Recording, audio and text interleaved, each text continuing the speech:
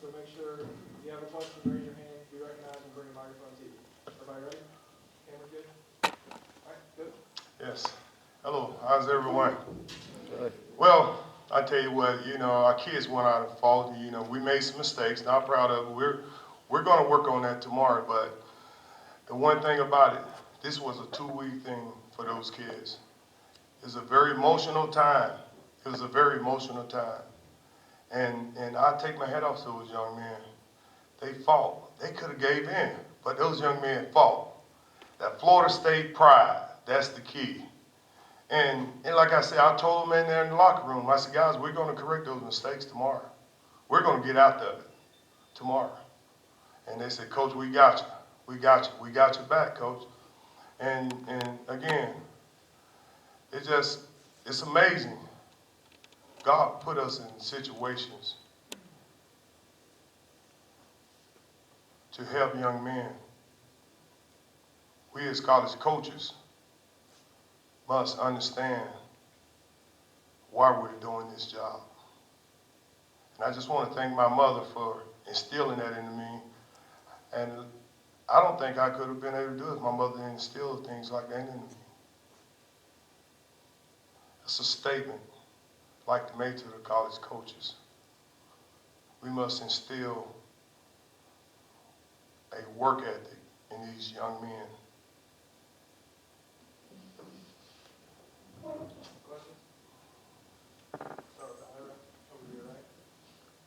Odell, I know some former players came back today as well. What does it mean to get Florida State back into a bowl game now that you've done that twice now? Well, it means the world, because sometimes you selfishly you think about yourself. But when these young men come to Florida State, they sign on the dotted line. They expect that. That's the expectation of Florida State University, to be in the top 5 every year and win national championships. We didn't make it. We won't be in the New Year's Day Bowl, but we're going bowling. That's something we can build on as a university, and we are going to build on it.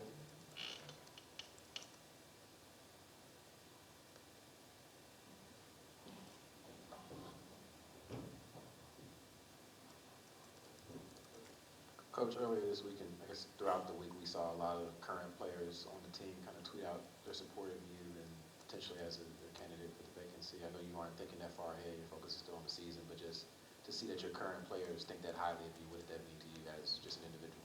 That's great they think that way. But I'm going to say it again. My main concern, it's not about Odell. It's about mentoring these young men and coaching them to a successful season. That's what it's about. I don't want no attention on me. I want all the attention on them, positive attention.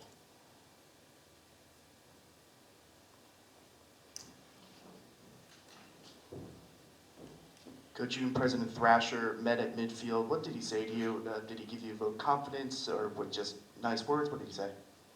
He told me, he said, Odell, nice work. Keep up the great work. And I told him, I love you. We're Seminoles.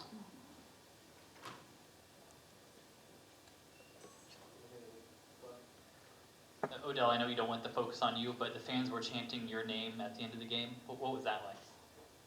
That's awesome. That's awesome. The fans recognize you. That's awesome. That's that pride. And as I said before, we are a family at Florida State. I'll say that to the day I die. We are a family. Go back to Ira on the right. Odell, some of the things that the team had been doing, like before the kickoff and some other things that they're not doing anymore, were those strictly your decisions? Did you talk to anybody on the staff about making changes like that? Or What are you talking about? What things are you talking about? Swag surfing and some of the things like that. The what? Swag surfing?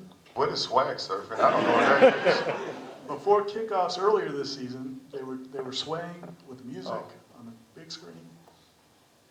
Well, I told our kids, you must earn certain things at Florida State University. I'm not going to give it to you as a head coach. I say, we need to understand that. You must earn certain things. That's exactly what I told him. Back over here to the left. Coach, what do you want to focus on the most going into the bye week? You know what I want to focus on the most? Fundamentals. See, sometimes we look at all the touchdowns, the interceptions. How do you get those touchdown interceptions? By being fundamentally sound. Think about this. We're fundamentally sound, we'll get more. And we're going to get out of it this week. We're going to practice hard. And we're going to be fundamentally sound when we go into that game.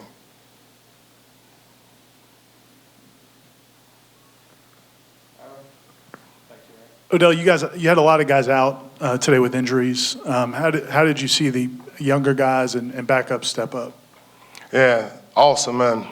You know, going around to each meeting, and I went around to each meeting, I would do that every day in the morning time. I tell the guys, I say, you're at Florida State, so we expect you to go in there and play well, do your assignment. And the coaches staff did a very good job. You know, you look at it, Corey Durden, he only played the first half and one series in the second half, or two series in the second half. And you saw young kids coming out there playing. That was awesome. But that's the expectation at Florida State. When you step on that field, you're a starter. Go up a couple rows, on your right. Odell, you talked about the expectation for players when they come to Florida State to get bowl eligible. What was it like to see the guys celebrating the way they did to get back to this place after missing it last year? That was awesome. Think about it. Florida State, how many years in a row went to bowls? 36 years. If 1 year we don't go, that's the expectation at Florida State. In the top 5 and winning national championships. Nothing less. Go to Corey, top left. Odell, how cool was it, Hamsa's interception return? That's a lot of effort by a kid that has really been kind of making plays all season for you guys. That was awesome. Hamsa worked so hard, and he's the type of kid, he want to please you. And for that to happen for Hamsa, it was great. It was awesome. And I just want to ask about the kick return that Isaiah Bolden had. They had been pooching him the first 3 or 4 kicks. Did you guys talk to him about, hey, man, go run up and get that and go? Yes. We knew what they was trying to do. They was trying to keep the ball out of his hands. So we told him, I said, Isaiah, first, figure like you're going to be on the 5-yard line. Then when you get ready to kick it, run up and catch it and take it the distance. He almost got it out there, but he did exactly what we said. Odell, first I have to ask you, when's the last time you did the fight song? You sang that. Last Saturday. You did sing it last in the Saturday. locker room. Okay, before that, when's the last time you sang it? You were a player? No, we sang it last time we won here. Okay. But no, I tell you what, that's something, that's tradition we're going to keep because that's important. You must understand what Florida State means to you. That fight song, actually, I like singing it with my daughter, and she tried to sing it in different ways, but it's awesome.